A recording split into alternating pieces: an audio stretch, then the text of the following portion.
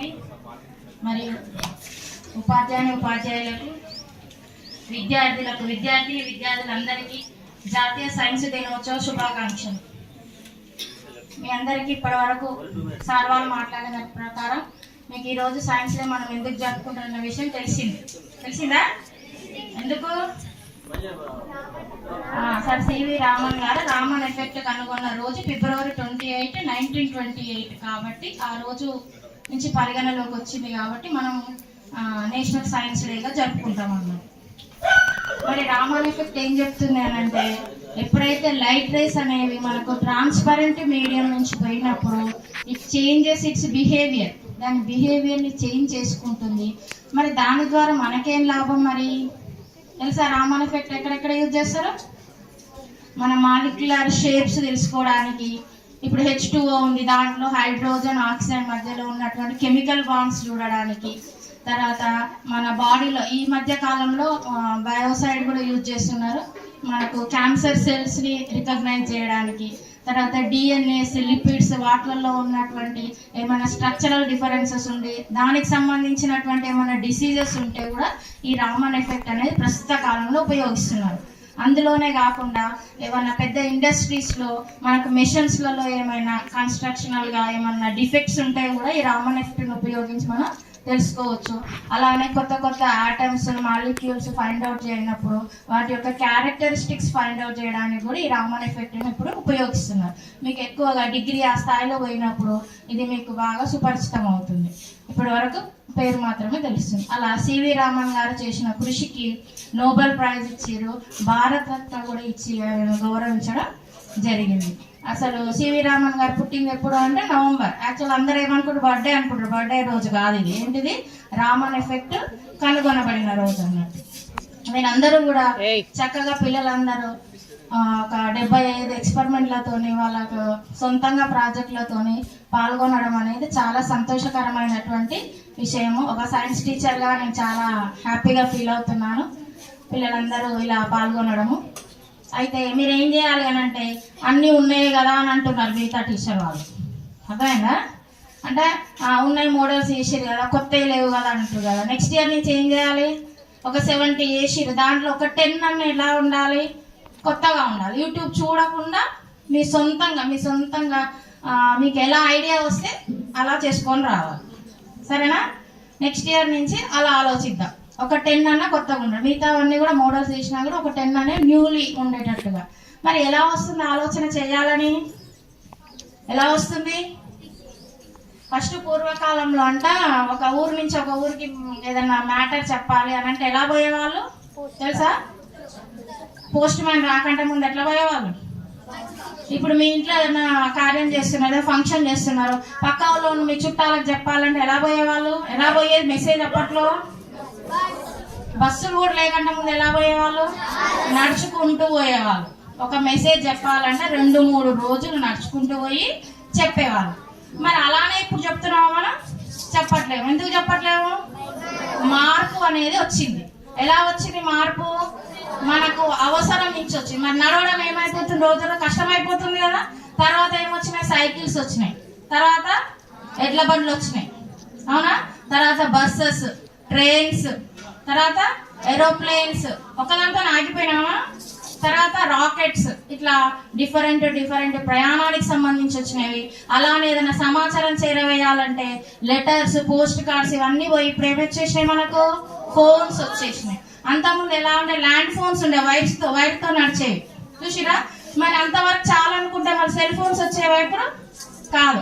అలా అంటే రోజుకు మనకు ఏమవుతుంది అంటే మన టెక్నాలజీ పెరుగుతుంది, మన సైన్స్ అనేది అభివృద్ధి చెందుతుంది. మీరు ఏదైనా కొత్తగా తయారు చేయండి అని అంటే పిల్లలు అంటారు అన్నీ ఉన్నాయి కదా టీచర్, ఏం తయారు చేయాలి కొత్తగా అని అంటుంటారు, అన్నారా లేదా క్లాస్లో? మరి ల్యాండ్ ఫోన్ ఉందనుకోండి, మన సరళైన అంతటితో సాటిస్ఫై అయితే సెల్ ఫోన్ వచ్చేదా? మనకు కాదు. కాబట్టి అలా కొత్తగా ఫస్ట్ మీకు కొత్తది కనుగొనాలి, లేకపోతే ఏదైనా ప్రాజెక్ట్ చెయ్యాలి అని అంటే మన ఆలోచన విధానం అనేది ఎప్పుడు కూడా సైన్స్కి దగ్గరగా ఉండాలి. ప్రతి విషయంలో ఎందుకు ఇలా ఉంది, ఈ మైక్ పనిచేస్తుంది, ఈ మైక్ ఎలా పనిచేస్తుందో తెలుసా మీకు? తెలుసుకోవాలి, అర్థమైందా? తెలుసుకోవాలి. తర్వాత మన ఇంట్లో ఫ్యాన్ ఉంది, బల్బ్ ఉంది, బల్బ్ ఎవరు తయారు చేసారో తెలుసా? సైంటిస్ట్. థామస్ ఆల్వా ఎడిసన్ ఒక్క బల్బు తయారు చేయడానికి 500 ప్రయోగాలు ఫెయిల్ అయ్యింది. 500 సార్లు ప్రయత్నించి తర్వాత లాస్ట్కి బల్బ్ అనే దాన్ని కనిపెట్టింది. బల్బు కనుగొనక ముందు ఎలా ఉండేది, మనకు ఎలా వాడేవాళ్ళం? నూనె దీపాలు, తర్వాత కిరోసిన్, క్యాండిల్ ఇవి వాడేవాళ్ళం కదా. తర్వాత మన అవసరం అనేది ఎలా మారిపోయింది, ఒక ఆవిష్కరణకు. ఇప్పుడు మీ ఇంట్లో వ్యవసాయం దగ్గర ఏం చేస్తారు, మీరున్నప్పుడు కరెంట్ ఉండదు, మోటార్స్ వేయడానికి చాలా ఇబ్బంది పడుతుంటారు కదా. కరెంట్ షాక్ వచ్చి ఎంతో మంది రైతులు చనిపోయారని పేపర్లో చదువుతుంటారు కదా. మరి దానికి ఏం కనుగొనాలి, మన సైన్స్ తరఫున మనం ఏం చేయాలి, దానికి పరిష్కారం చూపించాలి. పొలాలు ఎక్కడో దూరంగా ఉంటాయి, మనం ఇంట్లో ఉంటాం, అప్పుడు కరెంట్ వస్తుంది, పోయి మోటార్ ఆన్ చేయాలి, అర్ధరాత్రి వస్తుంది. అలాంటప్పుడు ఎంతో మంది రైతులు కరెంట్ షాక్ వచ్చి చనిపోయిన వాళ్ళు ఉన్నారు కదా. మరి సైన్స్ ఏం చేయాలి, దానికి సమస్యలకు పరిష్కారాన్ని చూపించే విధంగా సైన్స్ అనేది ఉండాలి. సైన్స్ స్టూడెంట్ అనే వాళ్ళు ఎలా ఉండాలి, సమాజంలో ఉన్నటువంటి సమస్యలకు పరిష్కారం చూపించేదా. అది పెద్ద సమస్య కావాల్సినటువంటి అవసరం లేదు. చిన్న వాటికి పరిష్కారం చూపించినా కూడా మీరందరూ కూడా సైంటిస్టులు అన్నట్టే. చిన్న సమస్యకి పరిష్కారం చూపించినా కూడా మీరందరూ కూడా ఏమైనట్టు సైంటిస్టులే. సైంటిస్ట్ అంటే పెద్ద నోబెల్ ప్రైజులు తీసుకొని అట్లా కానవసరం లేదు. మీ పరిధిలో ఉన్నదానికి ఏ సమస్యకు మీరు పరిష్కారం చూపించినా కూడా మీ పరిధిలో మీరు ఒక సైంటిస్ట్ కిందనే మీరు అనుకోవచ్చు అన్నట్టు. అట్లా పొలాలలో చూడడానికి ఇప్పుడు ఏమొచ్చినాయి, రిమోట్తో ఆన్ చేసి వచ్చినాయి తెలుసా. అలాగే పత్తి మందు కొట్టి ఆ మందుతో ఇన్ఫెక్షన్స్ వచ్చి చనిపోతున్నారని ఇప్పుడు డ్రోన్స్ తోని పత్తి మందు కొడుతున్నారు. చూసిన ఎప్పుడైనా మీ పొలాల్లో డ్రోన్ వచ్చింది ఎప్పుడైనా? అంటే ఏంటంటే మనకు సైన్స్ అనేది డెవలప్ అవుతుంది. సైన్స్ మన నిజ జీవితంలో ఏం చేయాలి, మనం వాడుకోవాలన్నట్టు. అలా వాడుకోవాలి అని అంటే మనందరం కూడా సైన్స్కు దగ్గరగా ఆలోచించాలి. మూఢనమ్మకాలను అస్సలే నమ్మొద్దు. మన సైన్స్ టెక్స్ట్ బుక్ లో ఏమున్నాయో ఆ విషయాలను మాత్రమే వాడాలి, చదువుకోవాలి. అందరికి ఇక్కడ బ్యాటరీ అంటే తెలుసు, ప్లస్ మైనస్ అంతా అంత తెలుసు. కానీ ఇంట్లో బల్బు పోతే బల్బు పెట్టడం వస్తుంది ఎవరికన్నా? గర్ల్స్కి వస్తుందా బల్బు పెట్టడం? రావాలి. ఎందుకు? బల్బు కూడా ఒక ప్లస్ మైనస్ ఉంటాయి కదా, మనం అది చూసుకొని ఫిక్స్ చేయడం రావాలి.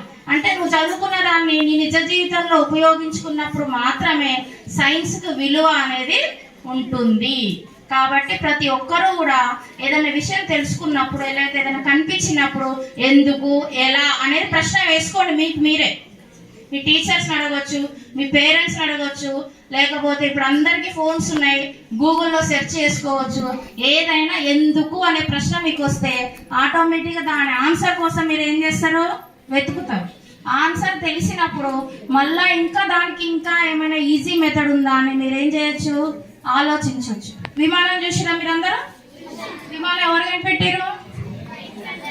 రైట్ బ్రదర్స్ కనిపెట్టారు. మరి వాళ్ళకి ఎట్లా వచ్చింది ఆలోచన? వాళ్ళు స్కూల్కి పోయి ఇలా చదువుకోగానే ఇంకా నేను ఏరోప్లేన్ కనిపెడతాను పోయిర్రా. వాళ్ళు ఇట్లా బర్డ్స్ ఉంటాయి కదా, బర్డ్స్ ఎగురుతుంటే చూసి బర్డ్ లాగా మనం ఎందుకు ఎగరలేకపోతున్నామని వాళ్ళు 2 అట్టాలు వాళ్ళ వీపు కట్టుకొని ఎగరడానికి ట్రై చేసిరు. వాళ్ళు ఏమైంది, మరి ఎగురుతా రావాలా? ఎగరలేక ఎన్నోసార్లు కింద పడిపోయారు. తర్వాత దీన్ని ఎలా చేయాలి, అలా కాదు, దీంట్లో ఉన్నటువంటి ఫిజిక్స్ సూత్రాలు ఏంటివి, ప్రిన్సిపల్స్ ఏంటివి, దానికి కావాల్సినటువంటి ఇంజన్స్ ఏంటివి, అవన్నీ తెలుసుకొని తర్వాత వాళ్ళిద్దరు బ్రదర్స్ కలిసి ఏం చేసిర్రు, ఏరోప్లేన్ ని కనిపెట్టిరు. ఎగిరిరా ఎగరలేదా? లాస్ట్కి ఎగిరిరు. అంటే వాళ్ళలో ఫస్ట్ ఏమొచ్చింది, ఒక కోరిక ఏమొచ్చింది, వాళ్ళకు కూడా ఎగరాలి అనేది వచ్చింది. దానికోసం వాళ్ళు కృషి చేసిరు. కృషి చేసిన తర్వాత ఒక ఇన్వెన్షన్ కి దారి తీసింది. అలా మీలో కూడా ఏం కావాలి, ఒకదాన్ని చెయ్యాలి, ఒకదాన్ని నేర్చుకోవాలి, లేకపోతే ఒకదాన్ని సొల్యూషన్ చేయాలి. మీ ఇంట్లో చిన్న సమస్యలు ఉంటాయా ఉండవా? వాటర్ ఇట్లా పోయే వాళ్ళు ఆ పైప్ లైన్ అట్లా ఇట్లా ఉంటే ఈ వాటర్ పైప్ లైన్ ఇలా పంపించవచ్చు కదా, అట్లా ఐడియాస్ వస్తాయా మీకు ఇళ్ళలో? వస్తాయి కదా. అట్లా చిన్న ఐడియాస్ వచ్చినా కూడా మీరు సైంటిస్ట్ అన్నట్టే. ఎందుకు? ఒక సమస్యకి పరిష్కారం చేయించారు కదా మీరు. అలానే మనకి గ్రావిటేషనల్ ఫోర్స్ ఉందా లేదా? ఇప్పుడు gravitational force sir Isaac Newton అనే సైంటిస్ట్ చెప్పకంటే ముందు కూడా గ్రావిటేషనల్ ఫోర్స్ ఉంది. కానీ ఎప్పుడైతే న్యూటన్ 3 లాస్ తెలుసో స్టోరీ, ఐజాక్ న్యూటన్ యాపిల్ చెట్టు కింద ఆయన ఒక చిన్న అబ్బాయిగా ఉన్నప్పుడు కూర్చుంటే యాపిల్ ఏమవుతుంది, జనరల్ గా చెట్టు నుంచి మనం రోజు చూస్తూనే ఉన్నాం కదా, మామిడి పండు పడుతుంది, అన్ని పండ్లు పడుతూనే ఉన్నాయి. జనరల్ గా మీరైతే ఏం చేస్తారు, ఎప్పుడు తీసుకొని తిన్నావా అని చూస్తుంటారు కదా, అంతే కదా. కానీ ఐజాక్ న్యూటన్ అలా చేయలే. ఏమనుకున్నాడు, యాపిల్ ఎందుకు నా నెత్తిలో చెట్టు కింద కూర్చున్నాడు కదా, నా మీద పడేసాడు, నా మీద ఎందుకు పడింది, అటు పైకి పోవచ్చు కదా అని అనుకున్నాడు. కానీ ఆ ఆలోచన రావడం ఉండడం ఎంత గ్రేట్ కదా, అవునా కదా? అట్లా ఆయనకు వచ్చినటువంటి ఆలోచన ఆయన నిద్రపోనీయలేదు. ఎందుకు యాపిల్ కింద పడ్డది, పైకి పోవచ్చు కదా, పైన చాలా ప్లేస్ ఉంది కదా, చెట్టు నుంచి పైకి పోవచ్చు కదా, కిందికే ఎందుకు రావాలి అని ఒక డౌట్ వచ్చి ఆయన ఊకొని యాపిల్ పండు తిని నిద్రపోలేదు. ఆ వచ్చినటువంటి డౌట్ అనేది ఆయనను పరిశోధనల వైపు మలుపు తిప్పి తర్వాత మనకు చంద్రుని గమనం ఇట్లా అనేక సిద్ధాంతాలకు, మన స్పేస్ గురించి చాలా విషయాలకు నాంది పలికింది. అలా మీరందరూ కూడా ఏం చేయాలి అంటే సైంటిఫిక్ టెంపర్తోని, శాస్త్రీయ దృక్పథంతో ఆలోచించాలి. మూఢనమ్మకాలను నమ్మకుండా సైన్స్కి దగ్గరగా ఉండాలి. మీరు ఫిజిక్స్లో కానీ బయాలజీలో నేర్చుకున్నటువంటి విషయాలు మీ నిజ జీవితంలో ఏం చేయాలి, ఉపయోగించాలి. ఇప్పుడు పాస్కల్స్ లా అని చెప్తాం. చాలా మంది ఇక్కడ హైడ్రాలిక్ లిఫ్ట్స్, హైడ్రాలిక్ జాబ్స్ చేసుకొని వచ్చారు కానీ దాంట్లో పాస్కల్స్ లా ఉందని 2-3 తెలియదు. 9th వాళ్ళకి తెలుసు కానీ మిగతా ఈ చిన్న పిల్లలకి 8th వాళ్ళకి 7th వాళ్ళకి తెలుసా, తెలియదు. కానీ దాంట్లో ఉన్నది ఏంటిది, పాస్కల్స్ ప్రిన్సిపల్. అట్లా ప్రతి దాంట్లో కూడా ఏదో ఒక ప్రిన్సిపల్ ఉంటుంది. దాన్ని తెలుసుకునే విధంగా ట్రై చేయండి. ప్రతిదీ ఏదైనా చూసినప్పుడు ఎందుకు అని క్వశ్చన్ వేసుకోండి. మీరు అదేనా, ఎందుకు, ఎలా, ఇవి రెండు మీరు ప్రశ్నలు వేసుకోగలిగితే మీ దాంట్లో సైంటిఫిక్ టెంపర్ అనేది డెవలప్ అవుతుంది. ఆ దిశగా మీరందరూ కూడా భవిష్యత్తులో అన్ని మన ప్రపంచం మొత్తం మీద కూడా ఎక్కువ దేశ జనాభా ఉన్నది మన ఇండియాలోనే, కానీ నోబెల్ ప్రైజ్ తక్కువ వచ్చేది కూడా మనకే. ఎక్కువగా మనకు అమెరికా మనకి ఇంత దేశ జనాభా ఉన్న మనందరికీ కూడా ఎక్కువ నోబెల్ ప్రైజ్ రావాలి కదా. ఎందుకు రావట్లేదు అని అంటే మన భారతదేశంలో సైన్స్ ఉన్నటువంటి ప్రోత్సాహకం ఇప్పుడిప్పుడు పెరుగుతుంది. అంటే గత ఇంతకుముందు దశాబ్ద కాలంలో కంటే ఇప్పుడిప్పుడు పెరుగుతుంది.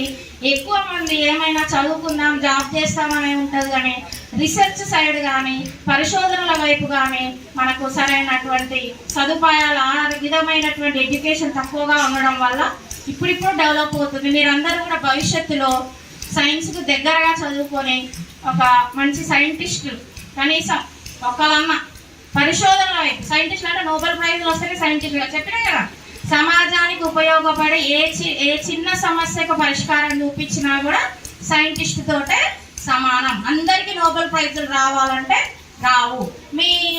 మన కాలనీలలో, మన డిస్టిక్లో, మన ఊళ్ళలో చాలా మందిని చూస్తుంటాం. వాళ్ళు ఏం చదువుకోరు, అయినా కూడా చాలా వస్తువులు తయారు చేస్తుంటుంటారు కదా. వాళ్ళందరూ కూడా సైంటిఫిక్ నాలెడ్జ్, వాళ్ళ ప్రిన్సిపల్స్ తెలియకపోవచ్చు, కానీ చెయ్యాలనేటటువంటి తపన ఉంది.